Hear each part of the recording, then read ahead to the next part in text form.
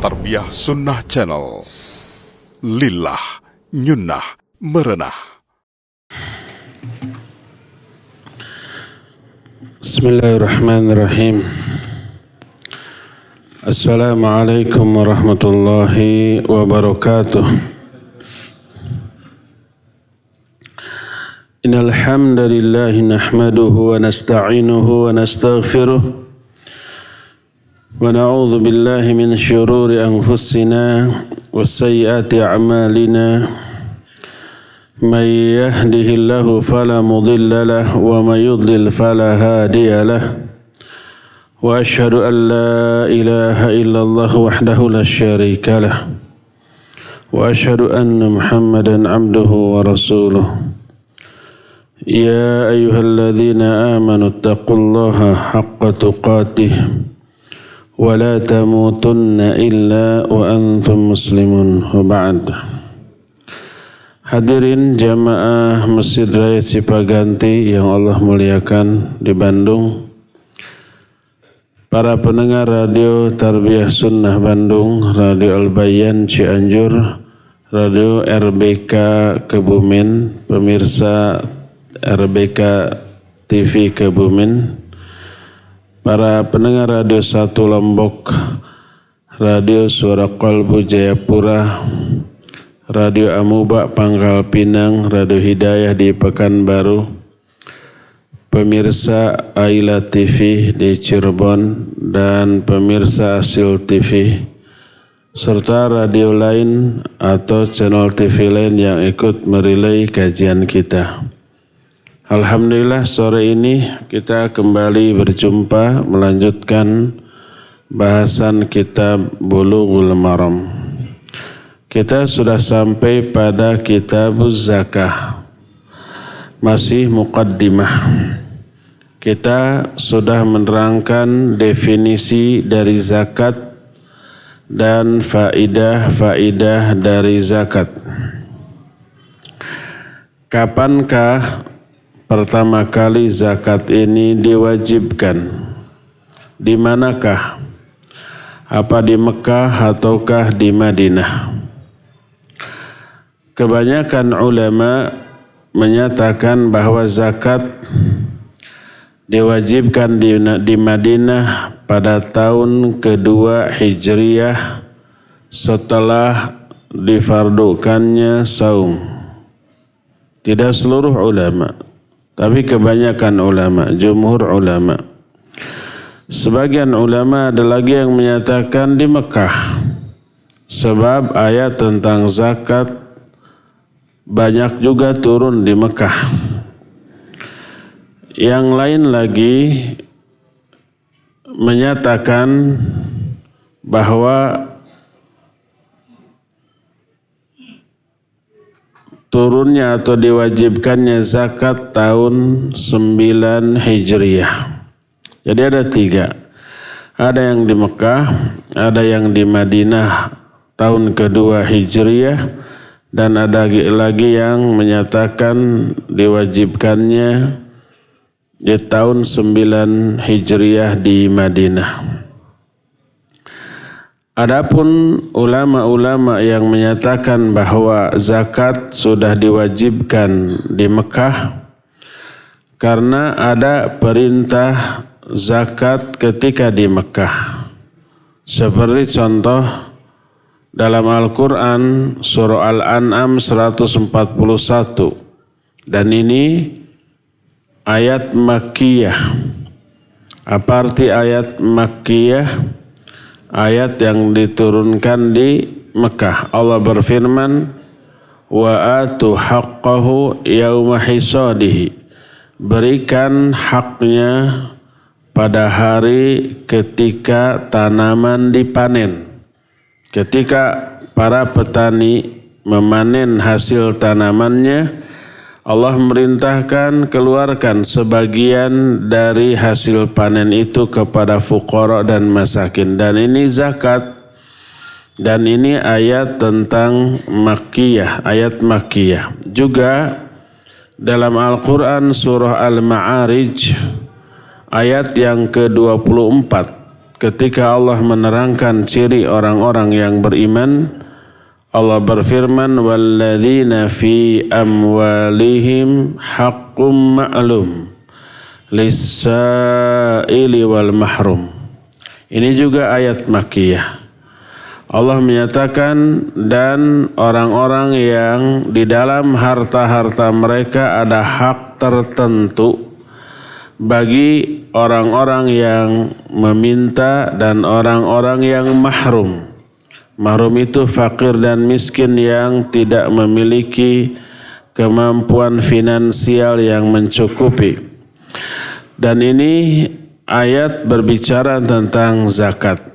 Oleh karena itu, zakat sudah mulai diwajibkan ketika di Mekah karena adanya ayat-ayat Makkiyah yang memerintahkan zakat. Akan tetapi saat itu belum ditentukan baik nisabnya ataupun kadar dari zakat yang harus dikeluarkan, berapa persen dan nisabnya berapa. Itu belum ditentukan, tapi perintah berzakat saat itu sudah. Ini alasan orang-orang atau para ulama yang menyatakan bahwa zakat sudah diperintahkan ketika di Mekah. Adapun dalil orang yang menyatakan bahwa zakat diperintahkan pada tahun ke-9 Hijriah, ini karena kekeliruan di dalam memahami nas tentang hal itu. Allah Azza wa Jalla berfirman, khudh min amwalihim shadaqatan. Ambil dari harta-harta mereka sebagai zakat. Sedekah yang dimaksud di sini adalah sedekah yang wajib, yaitu zakat. Dan ini menyebabkan Nabi SAW mulai mengutus orang-orang untuk mengambil zakat dari harta-harta kaum muslimin, dan perintah atau diutusnya orang-orang tertentu terjadi pada tahun ke-9 Hijriah. Inilah yang menjadi penyebab kenapa ada ulama yang menyatakan bahwa zakat mulai diwajibkan tahun 9 Hijriah. Saat itulah Nabi mengutus para sahabat ke ahli ternak, ke para peternak, ke para petani untuk mengambil zakat dari mereka berdasarkan perintah yang tadi. Nah, inilah dalil-dalil dari dua pendapat yang tadi dijelaskan. Adapun pendapat yang ketiga, zakat mulai diwajibkan di tahun kedua Hijriah, dan ini pendapat jumhur ulama. Berdasarkan hal itulah maka diwajibkannya zakat ada 3 marhalah, 3 fase.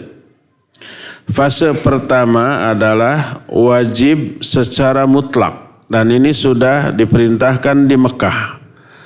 Makna secara mutlak adalah secara umum, tapi saat itu belum ditentukan baik nisabnya ataupun kadarnya.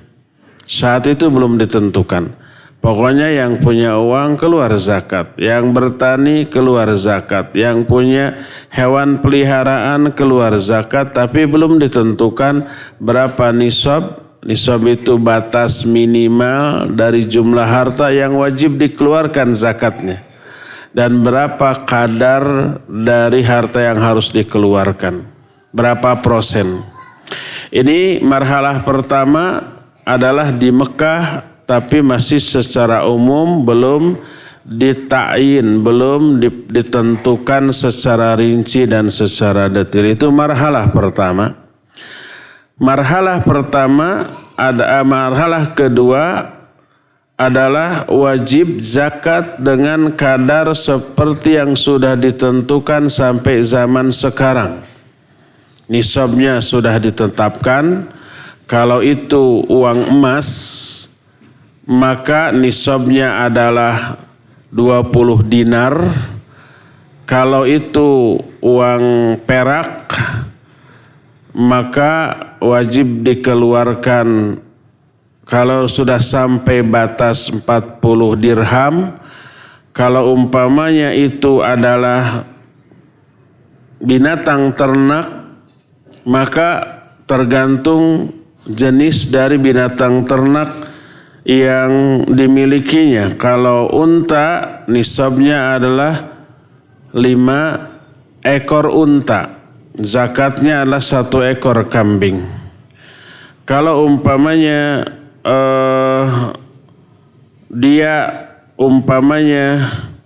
memiliki harta berupa fiddah atau perak, maka batas minimalnya adalah 5 uqiyah. Sebagaimana sabda Nabi SAW, laisa fima duna khamsi awaq sadaqah. Tidak ada kewajiban zakat bagi harta yang jumlahnya di bawah 5 uqiyah. 5 uqiyah sebanding dengan 40 dirham. Dan 1 dirhamnya sama dengan seharga 3 gram perak. Kalau emas, Nabi SAW menyatakan, kata beliau, 20 dinar, 20 dinar. 1 dinar itu seharga dengan 4,25 gram, 4/4 gram. Kalau 1 gramnya berapa sekarang? 500.000. 4,25 berarti sekitar 2 juta lebih ya. Itu 1 dinarnya. Nah, nasab atau nisab emas 20 dinar. Jadi sekitar 40 jutaan lebih, hampir 50 juta. Maka sudah wajib dikeluarkan 2,5%. Nah, kewajiban zakat baik nisab ataupun kadar dari harta yang harus dikeluarkan sebagai zakat sudah dirinci secara detail. Apapun jenis dari hartanya, baik itu uang emas, uang perak, ataupun tanam-tanaman, ataupun binatang dengan berbagai macam jenis binatangnya, sudah dirinci secara detail sampai saat ini, dan itu mulai diwajibkan pada tahun kedua Hijriyah. Berkata Syekh Al-Utsaimin rahmatullahi alaih, al-wujub bihada taqdir wa ta'yin al-mawjudil an, lakin biduni ay yub'athun nasu liqabdiha min ashabiha, wa hadha kana fi sanati tsaniyah min al-hijrah. Marhalah kedua adalah wajibnya zakat dengan kadar dan rincian seperti yang ada sekarang. Tapi sejak tahun kedua Hijriah itu belum diutus orang untuk mengambil. Kata orang Sunda mah sahidengna. Jadi kalau orang karena imannya meyakini sudah kena wajib zakat, dia datang kepada Nabi SAW lalu disalurkan. Jadi Nabi tidak mengutus orang untuk mengambil, ya. Dan itu terjadi sejak tahun kedua Hijriyah sampai tahun ke-9 Hijriyah. Maka ketika tahun 9 Hijriyah barulah Nabi SAW mengutus orang untuk mengambil zakat dari orang-orang yang sudah terkena kewajiban zakat. Inilah 3 marhalah atau 3 fase waktu diperintahkannya zakat. Marhalah pertama di Mekah, tapi masih secara apa? Secara umum, belum ditentukan nisabnya, belum ditentukan juga kadar yang harus dikeluarkan. Marhalah yang kedua tahun 2 Hijriyah sudah ditentukan secara rinci, ya. Nisabnya berapa, kadarnya juga berapa. Tapi marhalah kedua ini belum diutus orang untuk menagih mengambil zakat dari kaum muslimin. Barulah marhalah ketiga diutus orang untuk mengambil, dan ini terjadi pada tahun ke-9 Hijriah. Inilah 3 fase waktu perintah zakat kepada kaum muslimin.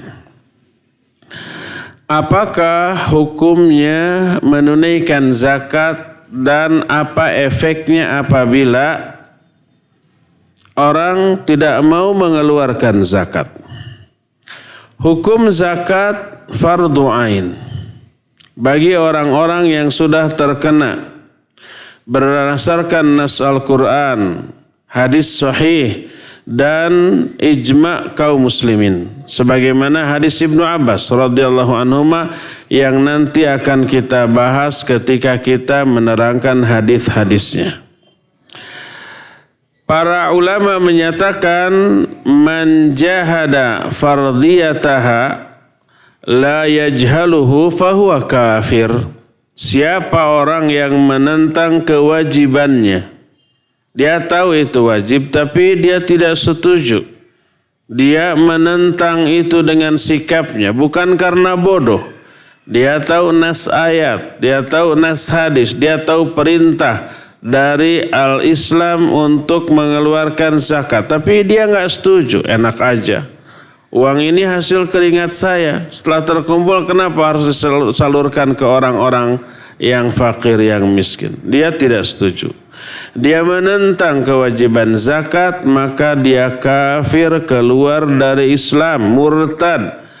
Dia mukadzibun lillahi wa rasulihi wa ijma'il muslimin. Dia mendustakan Allah, mendustakan Rasulnya dan ijma' kaum muslimin. Itu kalau dia mengetahui kewajiban zakat dan menentang ketetapan ini. Menentang dengan ra'yunya, menentang dengan perasaannya, menentang dengan sifat pelit yang melekat pada dirinya. Maka dia bisa murtad, dia bisa kafir, bisa keluar dari Islam, dan dia dituntut bertobat dan bersyahadat kembali. Adapun kalau seseorang tidak menunaikan zakat karena ketidaktahuan, dia nggak tahu bahwa zakat itu wajib, maka dia tidak mengeluarkannya. Umpamanya para mu'allaf, orang-orang yang baru masuk Islam, dia hanya baru bersyahadat, baru juga diajari sholat dan saum umpama Ramadan, tapi belum mengetahui tentang kewajiban zakat. Dia wajib diajari. Kalau umpamanya sudah diajari, sudah diberitahukan, wajib loh zakat. Kamu ini uangnya seudug-udug. Seudug-udug itu artinya banyak lah. Nggak tahu bahasa apa itu.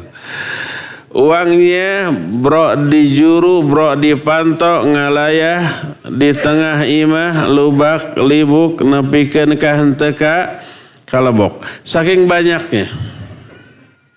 Dia tidak tahu itu wajib, lalu kita kasih tahu. Maka setelah itu dia tahu. Kalau dia tetap kekeh tidak setuju, menentang kewajiban zakat, barulah dia kafir. Karena apa? Karena dia menentang kewajiban setelah diberitahu. Adapun orang yang tahu kewajiban zakat, meyakini kewajibannya, meyakini dosa bila tidak melakukannya, tapi dia tidak menunaikannya karena malas atau karena menganggap remeh, menganggap enteng kepada kewajiban zakat. Dia tahu zakat itu wajib. Dia tahu orang yang tidak berzakat itu berdosa dengan dosa, kadar dosa yang besar.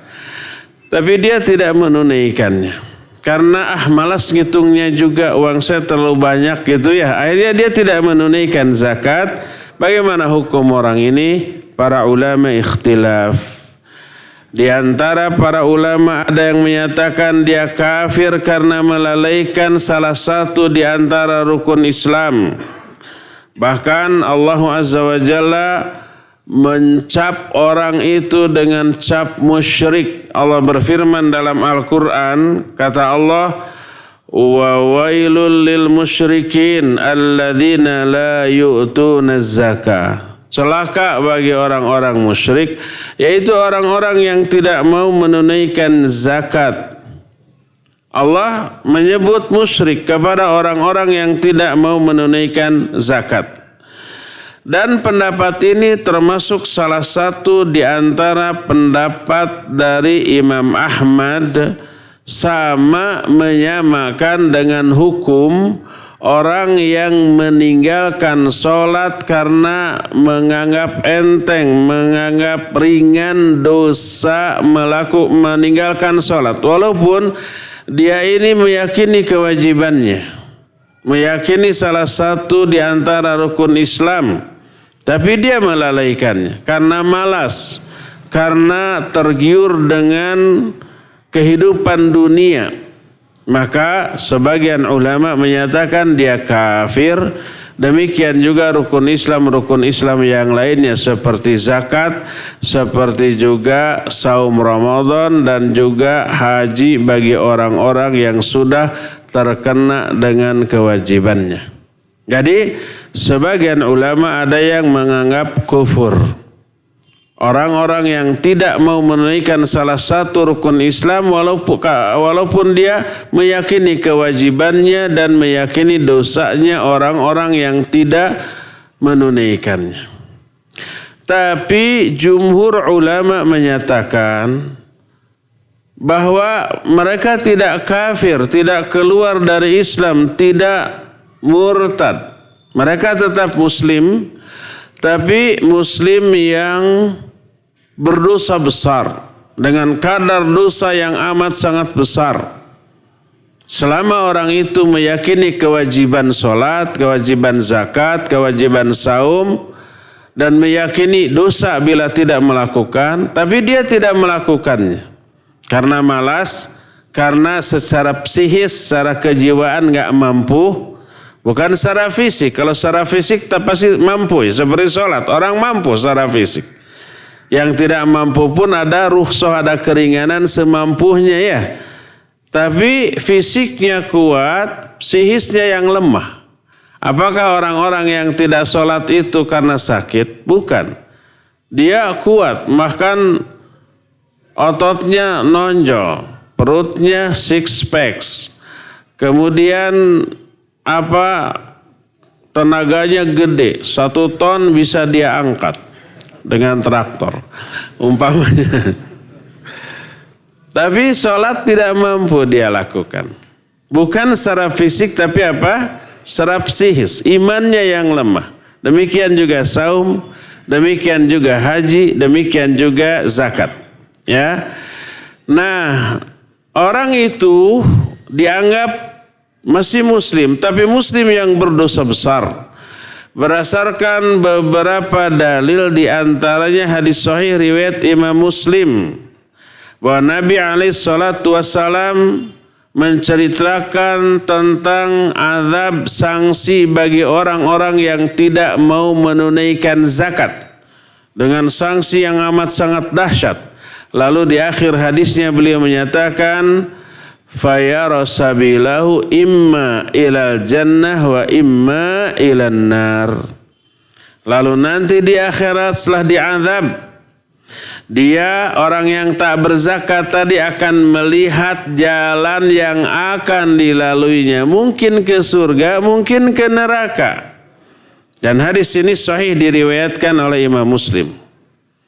Berkata Syekh Al-Utsaimin ketika menerangkan hadis ini, wa ma'lumun anna ma yumkinu ay yakuna lahu sabilun ilal jannah fa innahu la yakunu kafiran li'anna al-kafira la yumkinu ay yakuna lahu sabilun ilal jannah. Satu hal yang sudah kita maklumi bahwa orang yang mungkin menelusuri jalan ke surga, orang itu tidak mungkin kafir. Karena orang kafir tidak mungkin masuk surga. Walaupun hanya sesaat. Walaupun hanya melihat, tidak. Tapi dia adalah orang muslim sebesar apapun dosa yang dilakukannya. Tapi yang seperti itu tidak langsung masuk ke dalam surga, tapi apa boleh buat harus diazab dulu dalam neraka sebanding dengan kadar dosa yang dimilikinya. Berdasarkan hal itulah maka jumhur ulama menyatakan orang yang tidak sholat, tidak zakat, tidak saum Ramadan, tidak haji, padahal sudah mampu, tapi dia meyakini kewajibannya dan meyakini besarnya dosa akibat meninggalkannya, orang itu tetap muslim, tapi muslim yang berdosa besar. Dengan kadar dosa yang amat sangat besar dan terkena azab yang dahsyat di alam kubur dan juga di akhirat. Tapi kelak mereka bisa memungkinkan masuk ke dalam surga setelah dosanya lunas oleh azab yang Allah berikan kepada mereka.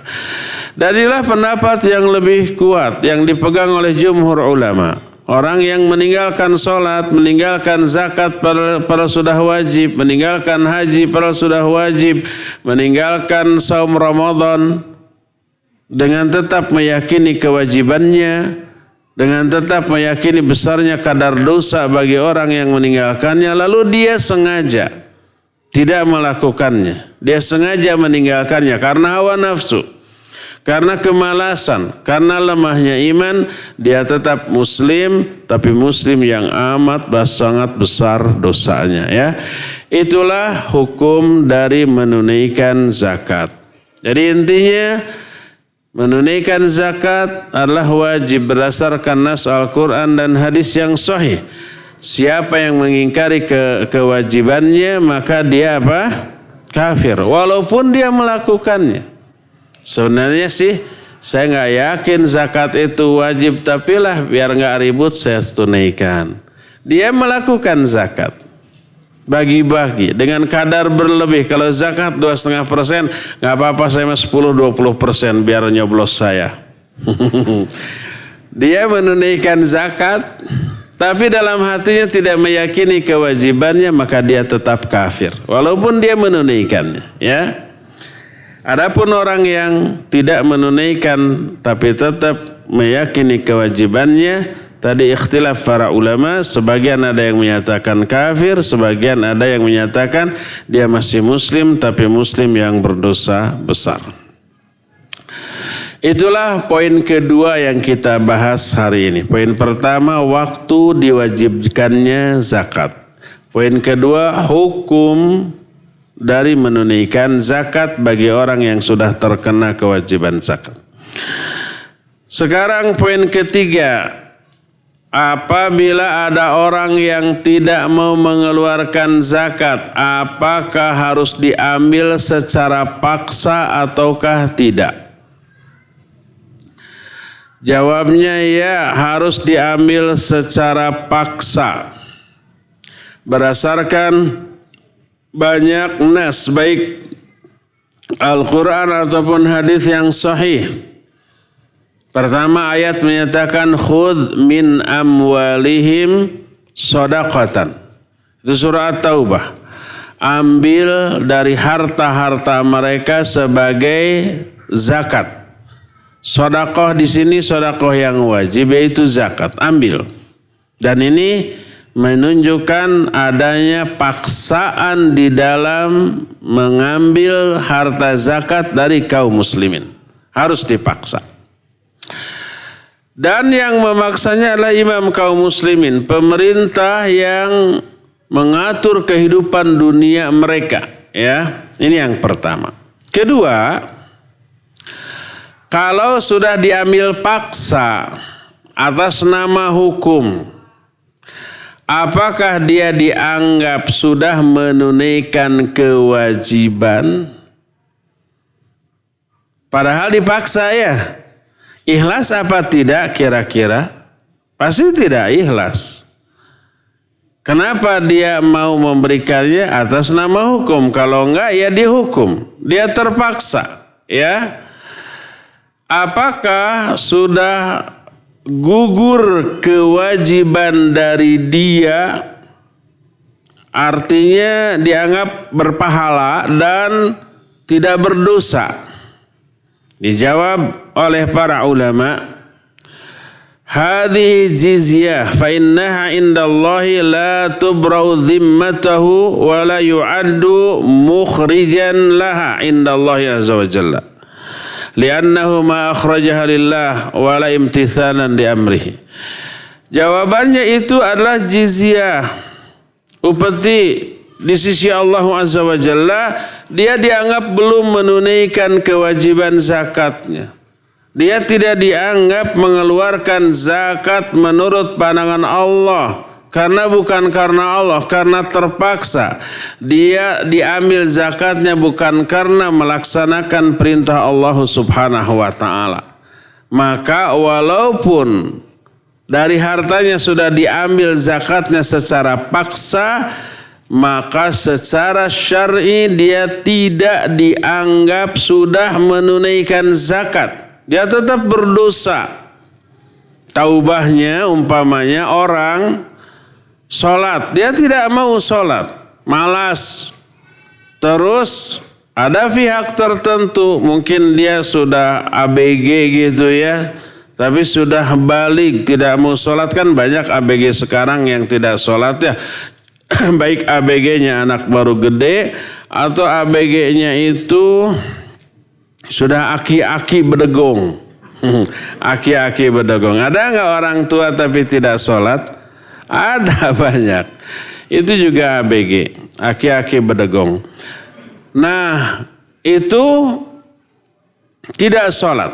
Lalu diancam, kalau kamu nggak sholat dipukul. Kalau kamu nggak sholat, umpamanya dihukum berupa tidak diberi uang, tidak diberi makan, dikerem dan seterusnya. Akhirnya dia sholat. Sholatnya itu karena takut hukuman di dunia. Sah nggak sholatnya? Tidak, karena tidak dengan niat karena Allah azza wa jalla. Dia dianggap tidak menunaikan sholat. Sholatnya tidak sah karena tidak adanya unsur niat. Rasul SAW bersabda, innamal a'malu bin niat. Amal itu sangat tergantung pada niat. Wa innamal likulli imri'in ma nawa. Dan seseorang hanya akan memperoleh balasan sesuai dengan apa yang diniatkannya. Demikian juga orang tidak mau menunaikan zakat lalu diambil paksa oleh penguasa muslim, walaupun sudah diambil dia tetap berdosa. Dia tidak dianggap menunaikan zakat. Apakah ada sanksi tidak bagi orang yang tidak mau menunaikan zakat setelah diambil secara paksa? Maksudnya bukan sanksi azab di akhirat di alam kubur, bukan. Tapi sanksi hukum pidana bagi orang seperti itu. Apa harus dipenjara atau harus ada sanksi yang lain? Para ulama dalam hal ini ikhtilaf. Sebagian ulama ada yang menyatakan al-uqubatu ayyul zama bidaf'iha faqat. Sanksinya itu adalah dia dipaksa diambil harta sebagai zakat sesuai dengan kadar yang ditetapkan oleh syariat. 2,5% kalau itu umpamanya hartanya berupa uang atau hasil perniagaan. 5% kalau itu berupa pertanian dengan ada biaya irigasi, atau 10% bila pertaniannya tak ada hujan, tidak mengeluarkan biaya apapun. Ini pendapat yang pertama, sanksinya diambil secara paksa sesuai dengan kadar zakat yang harus dikeluarkan. Pendapat kedua, dia diberi sanksi dalam bentuk diambil setengah dari harta yang dimilikinya. Setengahnya loh. 50%, bukan lagi 2,5% ya. Ambil sebagai zakat.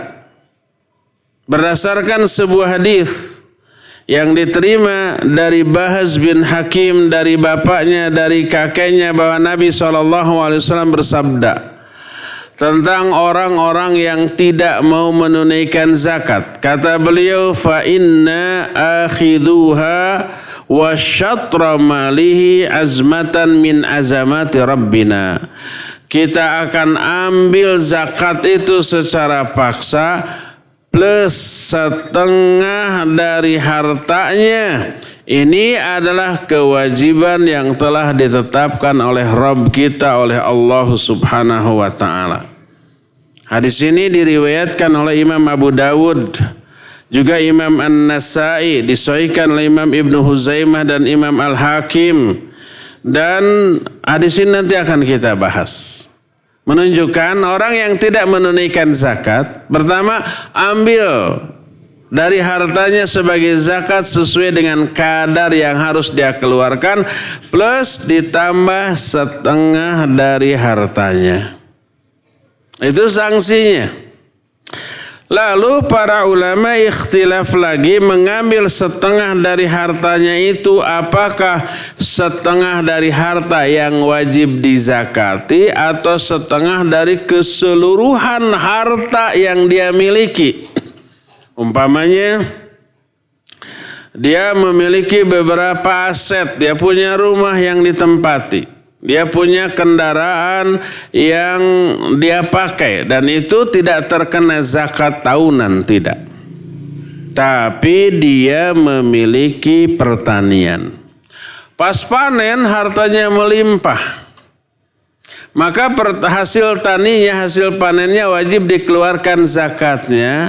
Berapa zakatnya? Berapa persen? 10% bila tak ada hujan, atau 5% bila apa? Mengeluarkan biaya untuk irigasi. Zakat yang wajib dikeluarkan murni dari hasil panen saja, tidak dari keseluruhan hartanya ya. Nah, sehingga pas ada hadis orang yang tidak mau berzakat, kita ambil secara paksa zakatnya plus ditambah setengah dari hartanya.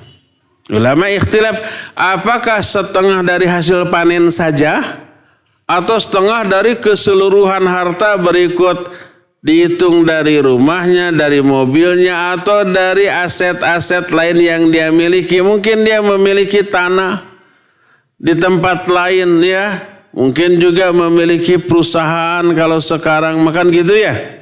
Ulama ikhtilaf. Sebagian mereka ada yang menyatakan setengah dari keseluruhan hartanya. Maka kalau setengah dari keseluruhan hartanya bisa jauh lebih banyak dibanding hasil panen tadi, ya enggak? Sebagian ulama lagi menyatakan setengah dari hasil panen saja. Ikhtilaf para ulama. Mana yang lebih rajih? Yang lebih rajih itu yang lebih kuat. Itu diserahkan kepada hakim yang mengadilinya berdasarkan ijtihad sang hakim. Melihat situasi, melihat kondisi, melihat juga maslahat madarat yang akan ditimbulkannya mereka, sang hakim nanti ijtihad. Kamu tidak mau bayar zakat, padahal sudah wajib, sudah terkena, dan kata Nabi SAW, ambil zakatnya ditambah setengah dari hartanya. Nah, hartanya itu berdasarkan ijtihad sang hakim. Apakah dari keseluruhan harta atau dari jumlah harta yang wajib dizakati saja? Biarkan itu ijtihad dari hakim yang menanganinya. Bisa dari keseluruhan hartanya, bisa juga dari hanya harta yang wajib dizakati saja. Ya, inilah pembahasan yang ketiga, yaitu apa? Apakah wajib dipaksa orang yang sudah terkena kewajiban zakat tapi dia tidak mau mengeluarkan zakat? Bagaimana jawabannya? Harus dipaksa apa tidak? Ya, dipaksa. Plus apa? Diambil dari setengah hartanya. Harta yang mana? Seluruhnya atau harta yang wajib dizakati aja? Tergantung ijtihad dari hakim yang menangani hal itu. Adapun hadis yang menjelaskan wajibnya zakat, kita mulai masuk hadis pertama. Hadis ini dari Ibnu Abbas radhiyallahu anhuma. Nabi sallallahu alaihi wasallam mengutus Mu'adz bin Jabal ke Yaman. Lalu Nabi alaihi salatu wasallam bersabda, hadis ini panjang tapi tidak dari awal hadis ini yang dinukil oleh muallif, karena ini khusus bab zakat. Jadi dipenggal, dipotong hanya kalimat yang ada zakatnya saja. Awalnya Nabi menyatakan innaka satati qauman min ahlil kitab falyakun awwala ma tad'uhum ilaihi syahadatu an la ilaha illallah wa inni rasulullah. Engkau hai Mu'adz akan datang ke satu kaum dari kalangan ahlul kitab. Maka jadikan dakwah yang pertama kali kamu serukan kepada mereka adalah syahadat la ilaha illallah dan aku Rasul sallallahu alaihi wasallam. Jadi tauhid dulu, dua kalimat syahadat dulu. Kalau mereka sudah melakukan itu, ajarkan kepada mereka salat. Kalau mereka sudah melakukan itu, beritahukan fakhbirhum innallaha qad iftarada alaihim shadaqatan min amwalihim tu'khadhu min aghniyaihim faturaddu fi fuqaraihim. Kata Nabi SAW, kalau mereka sudah syahadat juga sudah sholat, maka beritahukan kepada mereka bahwa Allah mewajibkan atas mereka sedekah. Sedekah yang wajib adalah zakat. Kenapa zakat, infak disebut dengan sebutan sedekah? Nanti kita akan bahas. Kabarkan kepada mereka bahwa Allah mewajibkan atas mereka sedekah dari harta-harta mereka. Kalau sedekah yang wajib berarti apa tadi? Zakat, bukan infak. Zakat ini, sedekah wajib ini diambil dari orang-orang kaya di kalangan mereka, wa turaddu fi fuqaraihim, dan dikembalikan kepada orang-orang fakir di kalangan mereka. Rasul sallallahu alaihi wasallam menggunakan kata-kata fi bukan ila, wa turaddu fi fuqaraihim bukan wa turaddu ila fuqaraihim. Kalau turaddu dan radda ya ruddu, bentuk majhulnya turaddu karena sedekah muannats, turaddu itu biasanya mestinya dimuta'addikan dengan huruf ila. Maksud dimuta'addikan itu diberi kata bantu ila. Tapi kok di sini Nabi menggunakan kata-kata fi, wa turaddu fi fuqaraihim. Dan ini nanti ada hikmah yang besar. Penggunaan kata yang berbeda itu sudah memberikan makna penafsiran yang berbeda. Perhatikan huruf. Setiap huruf ada fungsi dengan fungsi yang berbeda. Satu huruf memiliki banyak fungsi. Dan fungsi yang diambil sesuai dengan konteks kalimat atau sesuai dengan nas lain tentang permasalahan yang sedang dibahas. Kita pernah membahas fawailul lil musallin alladzina hum an, bukan fi. Bukan alladzina hum fi sholatim sahun, tapi an. Itu beda makna loh. Kalau dalam al-mu'minun qad aflahal mu'minun alladzina hum fi sholatihim khasyiun. Kalau dalam al-maun an. Kalau dalam surah al-ma'arij illal musallin alladzina hum ala sholatihim daimun. Di Al-Ma'arij pakai ala, di Al-Mu'minun pakai fi, di Al-Ma'un pakai an. Padahal sama-sama kesananya solat. Fi solatihim, an solatihim, ala solatihim. Beda-beda. Itu maknanya, penafsirannya berbeda. Termasuk di dalam hadis ini, tu'khadhu min aghniyaihim. Harta zakat atau sedekah yang wajib ini diambil dari orang-orang kaya di kalangan mereka, wa turaddu fi fuqaraihim. Bukan dikembalikan kepada, tapi dikembalikan ke dalam komunitas orang-orang fakir di kalangan mereka. Nanti rincian maknanya akan kita bahas ya.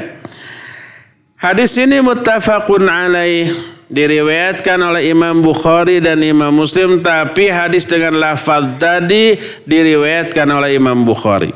Makanya berkata muallif muttafaqun alaih wal lafdhu lil Bukhari. Hadis ini muttafaqun alaih, tapi lafaz hadis seperti itu milik Imam Bukhari. Imam Muslim meriwayatkan hadis ini dengan isi yang sama tapi dengan sedikit lafaz yang berbeda. Inilah hadis tentang diwajibkannya zakat. Adapun perkataan ba'atha Mu'adz bin Jabal ila Yaman. Nabi SAW mengutus Mu'adz ke Yaman. Kapan diutusnya Mu'adz ke Yaman? Diutusnya Mu'adz ke Yaman pada bulan Rabiul Awal tahun ke-10 Hijriah. Sebagai da'i, sebagai muallim zaman sekarang disebut ustadz, pengajar, dan sebagai hakim. Saat itu Yaman sudah takluk ke dalam kekuasaan kaum muslimin. Terus penduduknya masih ahlul kitab. Mereka tidak dipaksa untuk masuk ke dalam agama Islam. Karena tidak boleh dipaksa. La ikraha fid din, qad tabayyana ar-rusydu minal ghayy. Tidak ada paksaan dalam meluk agama ini. Jadi kalau negara kafir ditaklukkan nggak boleh mereka dipaksa masuk Islam, nggak boleh. Masuk Islam itu harus apa? Sukarela, biarkan. Tidak boleh dipaksa. Tapi ajarkan tauhid. Bukan paksa, ayo. Kalau nggak saya sembelih. Nggak boleh. Nggak boleh memaksa orang masuk Islam. Kalau mereka masuk Islam, biarkan karena keyakinannya. Nah, walaupun mayoritas penduduknya masih kafir, tapi penguasa yang kelak akan mengatur kehidupan dunia mereka dari kalangan kaum muslimin. Mu'adz diutus kepada mereka untuk menjadi hakim, sekaligus da'i, sekaligus muallim. Tapi sebagai hakim yang mengurus urusan dunia mereka, hukum yang diterapkan di tengah komunitas orang kafir yang berada di bawah pemerintahan kaum muslimin tetap hukum Islam. Dari sanalah banyak orang yang merasa aman, nyaman berada di bawah kekuasaan kaum muslimin. Karena adil dan tegasnya hukum tersebut. Tidak berat sebelah, tidak pincang, tidak seperti pedang. Apa maknanya tidak seperti pedang? Tumpul ke bagian atas, tajam ke bagian bawah.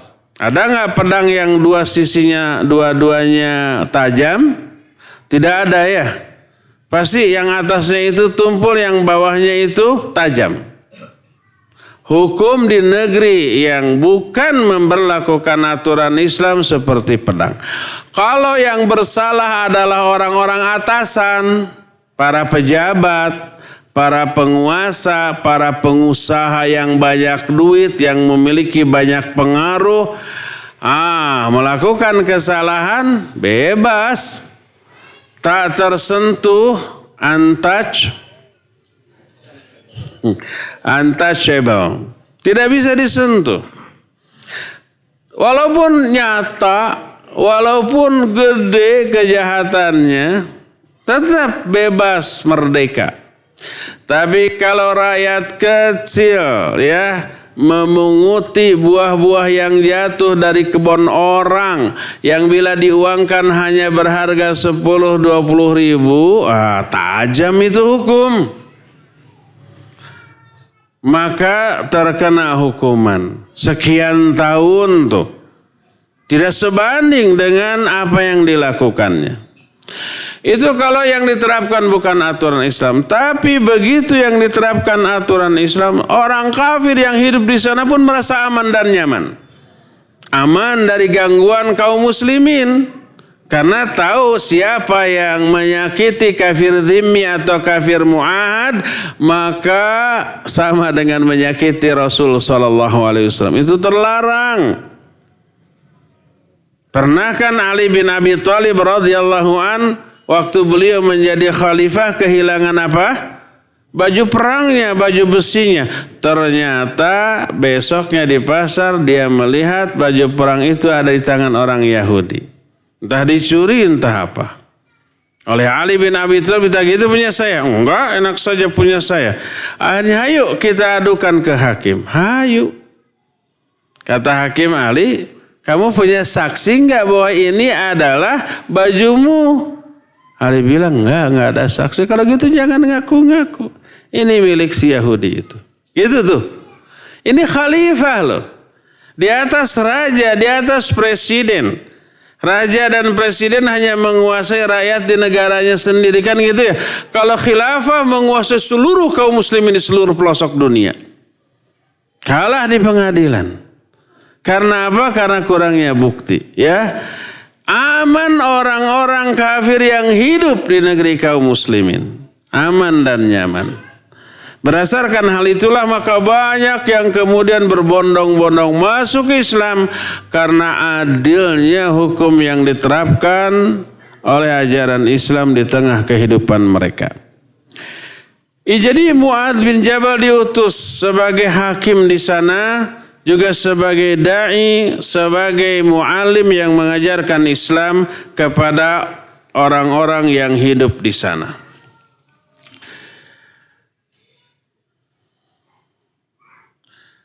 Kalimat kedua.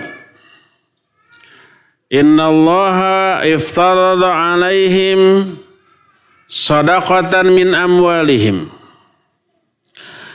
Kabarkan kepada mereka setelah mereka syahadat dan sholat bahwa Allah memberitahukan kepada mereka atau mewajibkan kepada mereka sedekah dalam harta-harta mereka.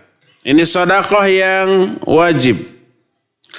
Kenapa memberi harta baik zakat ataupun infak disebut dengan sebutan sedekah? Asal kata sedekah adalah dari sedekah, artinya membenarkan, menganggap benar terhadap sesuatu. Zakat dan infak disebut dengan sebutan sedekah li'annahu dalilun ala sidqi imani badilihi. Karena zakat dan infak menjadi indikasi, menjadi bukti tentang benarnya, jujurnya, kuatnya iman orang yang melakukannya. Kenapa demikian? Karena harta itu adalah sesuatu yang sangat dicintai oleh setiap orang. Siapa sih yang tidak suka harta? Semuanya. Orang hidup untuk mengejar harta, itu kan kebanyakan orang. Kalau harta yang dicintai, mau dia keluarkan, berani dia keluarkan, itu pasti karena menginginkan sesuatu yang dianggap jauh lebih berharga daripada harta. Kenapa umpamanya uang kita keluarkan ketika belanja? Uang ini hasil keringat kita. Kita keluarkan untuk belanja bakso. Karena saat itu menurut dia bakso lebih berharga daripada uang sejumlah sekian. Ya enggak? Kenapa umpamanya kita dari rumah naik angkot, naik gojek, naik itu merek, naik taksi online gitu ya. Karena kedatangan dia ke tempat itu jauh lebih berharga daripada uang dengan jumlah sekian, kan gitu ya. Kenapa dia mengeluarkan uang ratusan juta untuk membeli rumah atau mobil?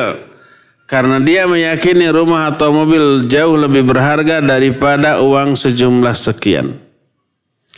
Nah, dalam hal zakat, infak, ataupun sedekah sunnah lainnya atau yang wajib, dia berani keluarkan padahal dia sayang kepada uang itu. Itu karena dia yakin dengan mengeluarkan uang sejumlah tertentu dia memperoleh sesuatu yang jauh lebih berharga daripada uang yang dia keluarkan. Berupa apa? Berupa pahala, berupa ampunan dari Allah, berupa keridhaan Allah, berupa kecintaan Allah, berupa seluruh yang Allah janjikan untuk orang yang infak dan sedekah. Kalau nggak percaya mah ya, nggak akan dia keluarkan. Saya mah nggak percaya kalau uang dikeluarkan akan dapat ridho Allah, akan dapat surga, akan terhindar dari api neraka, akan dapat ganti. Nggak percaya. Dia nggak akan keluarkan. Itulah sikap orang-orang yang selama ini tidak percaya atau lemah kepercayaannya kepada keutamaan infak. Tapi begitu dia tahu bahwa orang yang infak itu akan diganti sampai 700 kali lipat di dunia oleh Allah SWT. Orang yang infak itu diberi pahala dan pahalanya kalau infaknya kepada sesuatu yang pemanfaatannya permanen seperti bangun masjid, bangun madrasah, bangun ma'had atau bangun kelas untuk pesantren atau untuk kepentingan dakwah. Itu kan pemanfaatannya permanen kan? Maka pahalanya juga permanen, disebut sedekah apa? Sedekah jariyah. Yang mengalir terus pahalanya karena mengalir terus pemanfaatannya. Begitu dia yakin, dia nggak segan-segan mengeluarkan sejumlah uang. Uang bisa dicari. Dan uang ini bisa habis di dunia. Kalau toh tidak habis, kitanya yang lebih dahulu habis. Uang yang kita miliki, yang kita tinggalkan milik orang lain, milik ahli waris, dan seterusnya. Tinggal yang tersisa dari diri kita terhadap uang itu adalah pertanyaan pertanggungjawaban di akhirat. Uangnya kita tinggalkan. Hartanya berupa rumah, berupa mobil, berupa tanah, berupa uang kita tinggalkan di dunia. Tapi pertanyaan tentang uang yang kita tinggalkan itu nanti tetap harus dipertanggungjawabkan di akhirat. Betul apa benar? Betul dan benar. Makanya orang yang meyakini hal itu daripada nanti ini milik orang lain, milik ahli waris yang belum tentu ahli waris itu ingat ke kita. Lebih baik sekarang saya investasikan untuk di akhirat. Maka disalurkanlah melalui masjid, disalurkanlah melalui madrasah, disalurkanlah melalui pembangunan ma'had, disalurkanlah melalui kepentingan dakwah. Makanya dia tidak segan-segan. Saking apanya? Yakinnya. Dan itu menunjukkan kebenaran dari iman dia kepada janji-janji Allah SWT. Makanya disebut dengan sebutan sedekah. Makanya ini ingat ikhwan, ini investasi yang tidak akan pernah rugi. Keuntungannya itu abadi sampai ke akhirat. Kalau semua kaum muslimin sesadar itu, orang gak akan tersendat dalam membangun masjid. Orang tidak akan terkendala dalam membangun pesantren. Berapa biayanya? 10 miliar. Bikin yang 20 miliar. Saya nyumbang lah 100.000. Bayar ya. Makanya tolong itu penggalangan donasi untuk pembangunan ma'had jangan dibiarkan di tong hari-hari wae atulah ya. Lihat pengumumannya kemana transfernya, ayo transfer. Berapa uang kita, saldo uang kita di mana? Di bank ya. Walah cuma 2 miliar. 1 miliar sambangkan ke sana ya. 2 miliar cuma. Apalagi dolar. Udah jadi ma'had tuh besok juga. Gak akan tersendat seperti sekarang. Apa manfaatnya nanti anak cucu kita sekolah di sana, memahami Islam di sana, nanti jadi dai di sana menyebarkan Islamnya ke seluruh penjuru dunia. Sekarang ini orang ngomong sendiri, ceramah sendirian, gak ada orang di kamar, itu bisa sampai ke seluruh dunia. Benar apa tidak? Ada media, Ngerekam saja beberapa menit. Kalau umpama 10 menit orang malas dengarnya. Makanya ada cerpen, ceramah pendek, cuma 3 menit. Sudah, upload, seluruh dunia dengar itu. Ini cuma 3 menit nih. Orang nggak malas dengarnya. Oh ini 2 jam, malas Menarik sih materinya, tapi 2 jam haroream ngahabisin kuota. Ini yang 3 menit nih, ya 3 menit. Begitu. Begitu orang mendengar, memperoleh hidayah. Si ustadz yang ceramah 3 menit itu dapat pahala dari semua ibadah yang dilakukan oleh orang-orang karena ceramah dia. Ditambah orang yang memiliki andil terhadap keustadzan orang tadi juga dapat pahala. Orang itu jadi ustadz karena belajar di ma'had tertentu. Yang ngajar orang ini dapat pahala. Yang memfasilitasi kelasnya semuanya dapat pahala juga. Ngocor terus kitanya mati, ustadz ininya juga mati nanti, tapi ilmunya masih nyebar ya ke kalangan orang-orang hidup dan mengalirlah terus. Mudah-mudahan ma'had kita ini nggak akan lama lagi jadi ya. Sekarang belum mulai karena masih minimnya dana yang terkumpul. Ikhwan, coba cek lagi, tolong dikirim ke sana sebanyak yang kita bisa ya. Insya Allah manfaatnya sampai ke akhirat nanti. Itulah sebabnya zakat dan infak disebut dengan sebutan sedekah. Berasal dari kata sidqu. Karena apa? Li'annahu dalilun ala sidqi imani badilihi. Karena ini menunjukkan kebenaran iman orang yang melakukannya. Iman kepada janji Allah. Sehingga harta yang dia cintai rela dia korbankan demi meraih apa yang jauh lebih berharga daripada uang, yaitu janji-janji Allah, yaitu surga, yaitu dibebaskan dari api neraka, dihapuskannya dosa, diberikan pahala, diberikan keridhaan, diberikan kecintaan. Dan ini bukti nyata benarnya iman orang tersebut. Makanya disebut dengan sebutan sedekah. Inilah makna dari sedekah. Ketiga, tu'khadhu min agniyaihim. Harta ini diambil dari agniya. Siapa agniya? Makna agniya jama' dari ghani. Adapun makna ghani Sabtu depan kita bahas. Sekarang sudah habis waktu yang kita miliki. Insya Allah kita akan lanjutkan di masa yang akan datang. Sebelum kita masuki sesi tanya jawab, ada pengumuman pertama, ikhwan. Tolong segera salurkan donasi kita untuk pembangunan ma'had ya. Tong hari-hari wae. Investasi yang tidak pernah rugi. Ketiga, ada yang mau nggak ini buku ini? Banyak. Siapa namanya? Riko. Sudah pernah dapat? Belum? Nanti jawab dulu. Kapan diwajibkannya zakat? Ada yang berpendapat berapa marhalah? 3 marhalah. Ya. Pertama di fase Makkah, kedua tahun 2 Hijriah, ketiga 9 Hijriah. Apa bedanya? Bedanya di Makkah itu belum ada ketetapannya, tanggal 2 Hijriah sudah ada ketetapannya, sedangkan tahun 9 Hijriah itu sudah ada yang diwajibkan untuk mengambil zakat. Sudah ngatus orang. Diutus orang. Barakallah. Silakan. Ahwat, dengan hadiah yang sama, kita Bulughul Maram terjemah dan panduan lengkap penuntut ilmu. Kalau ada ngacung, kasih mic. Panitia yang menentukan.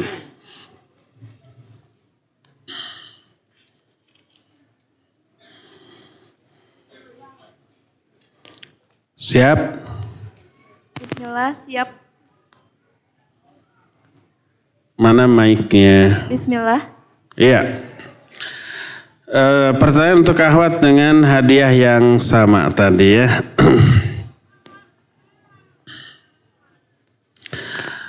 Kalau orang sudah kena kewajiban zakat tapi dia tidak mau menunaikan zakat. Terus akhwat ini jadi penguasa. Apa yang akan akhwat lakukan kepada orang seperti itu? Diambil paksa. Itu mic-nya jalan nggak? Coba tiup dulu, si panas. Diambil paksa. Diambil paksa. Berapa yang diambil paksa? Segimana? Ada beberapa pendapat dari para ulama. Yang pertama, diambil paksa sesuai jumlah zakatnya. Terus diambil setengah dari hartanya sebagai zakat. Yang ketiga, setengah dari harta totalnya atau setengah dari harta zakatnya. Yang benar setengah dari total atau setengah dari harta yang dizakati? Tergantung pada hakim yang mengurusinya. Kalau akhwat jadi hakimnya, gimana tuh? Mau setengah dari seluruh atau setengah dari harta yang wajib dizakati? Bebas, Ustaz. Bebas. Nggak layak jadi hakim. Iya, jangan jadi hakim ya. Ya barakallahu fik, nanti ambil. Kita masuk ke pertanyaan, waktunya nggak lama.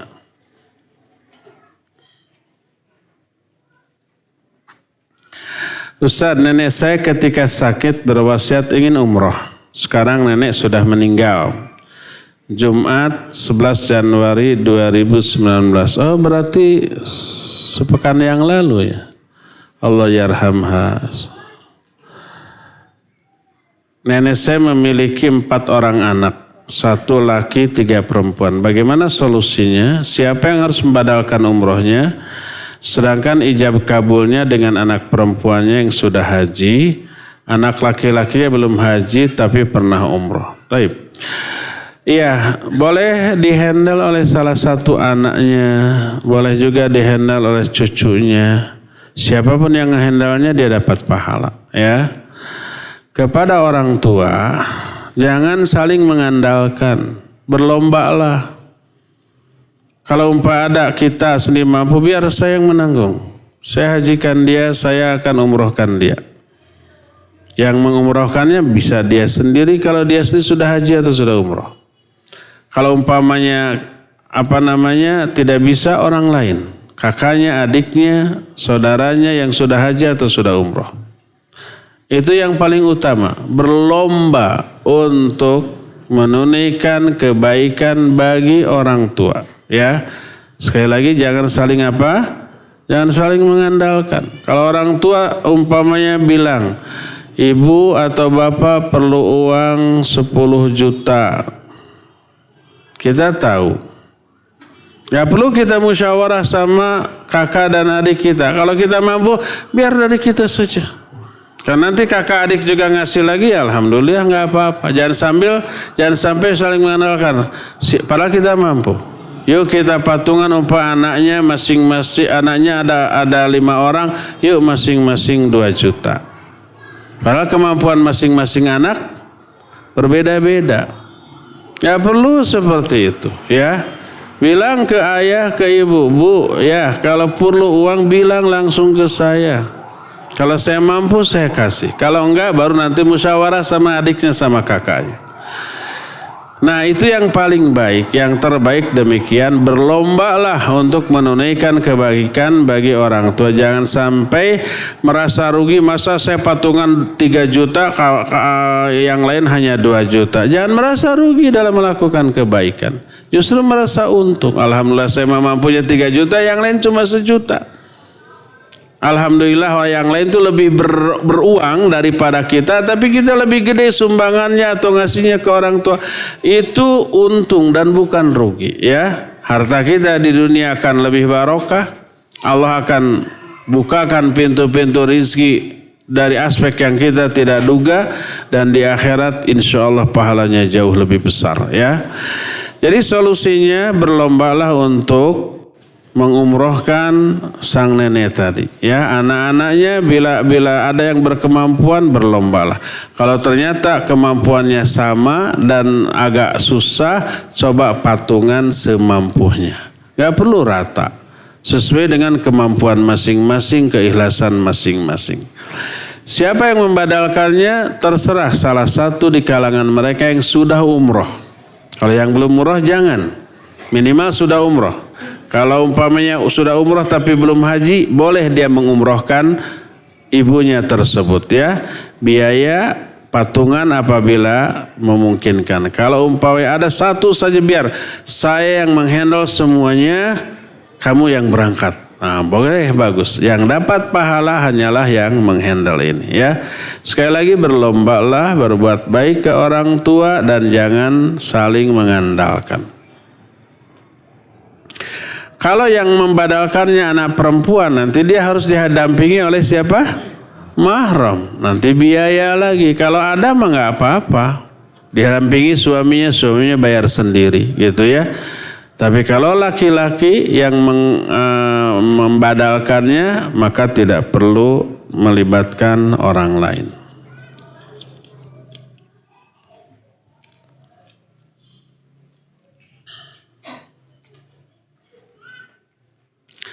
Ustaz, kemarin saya sudah berbuat maksiat. Padahal sebelumnya saya telah melakukan ibadah dan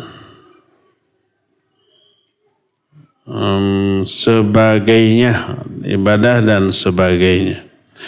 Apakah tobat saya kemarin tidak diterima? Ustaz, kenapa saya selalu berbuat maksiat?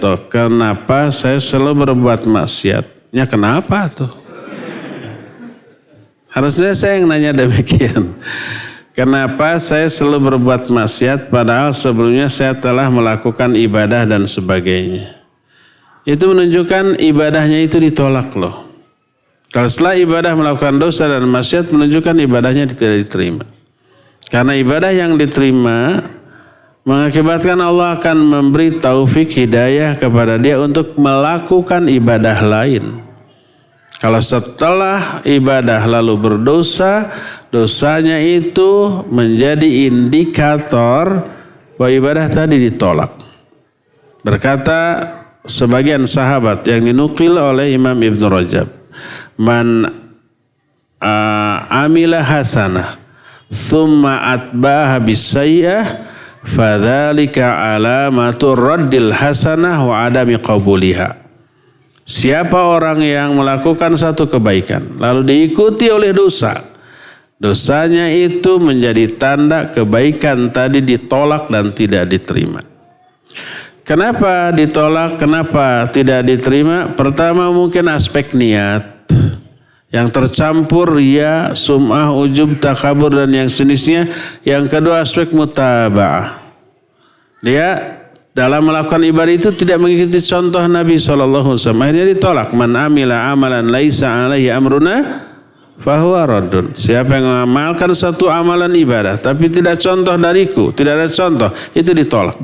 Ya. Mungkin begitu. Atau yang ketiga mungkin tidak sungguh-sungguh dalam melakukan ibadah alias ala kadarnya, asal-asalan. Ini materi sudah kita bahas pada hari Kamis ya di Al-Ukhuwah ya pagi.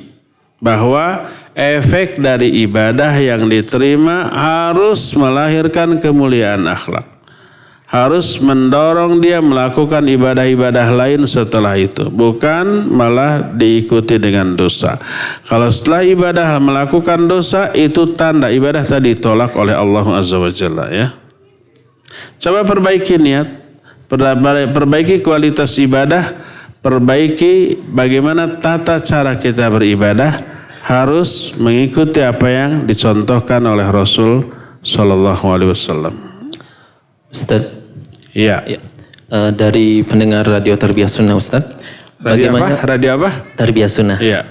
Bagaimana cara menghitung zakat mal itu apabila hartanya pada waktu tertentu mencapai nisab, tapi kemudian di tengah berkurang, tapi pas mau haul terkumpul kembali. Apakah ini langsung dizakati?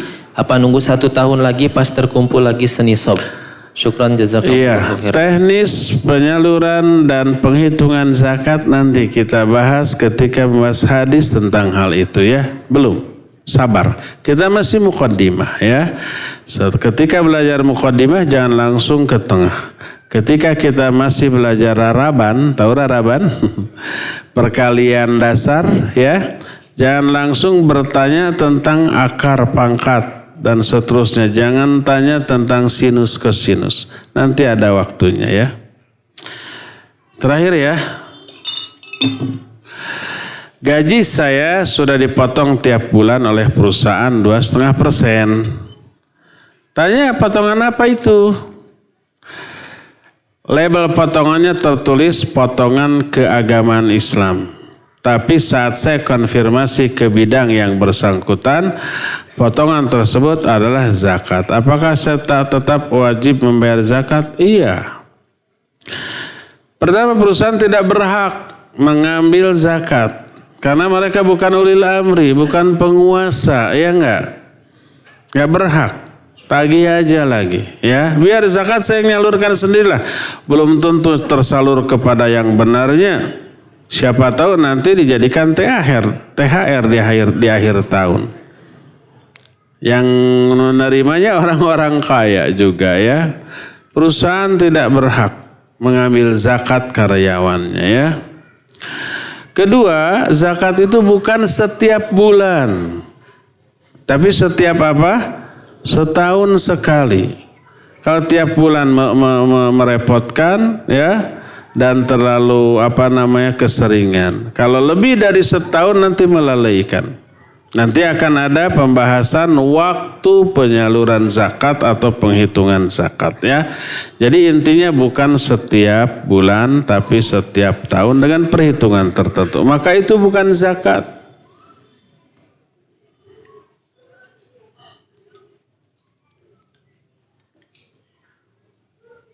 Terakhir.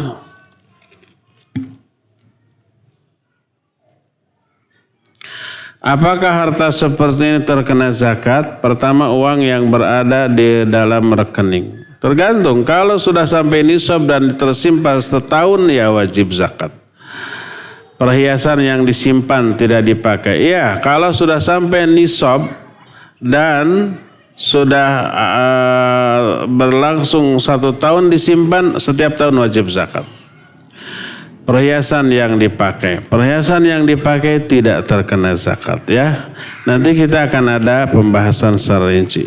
Cukup sampai di sini dan insyaallah kita akan lanjutkan di hari Sabtu yang akan datang. Subhanakallahu bihamdik asyhadu an la ilaha illa anta astaghfiruka wa atubu ilaika. Alhamdulillahirabbil alamin. Wassallallahu ala nabiyina Muhammadin wa ala alihi wa ashabihi wasallam. Wassalamualaikum warahmatullahi wabarakatuh.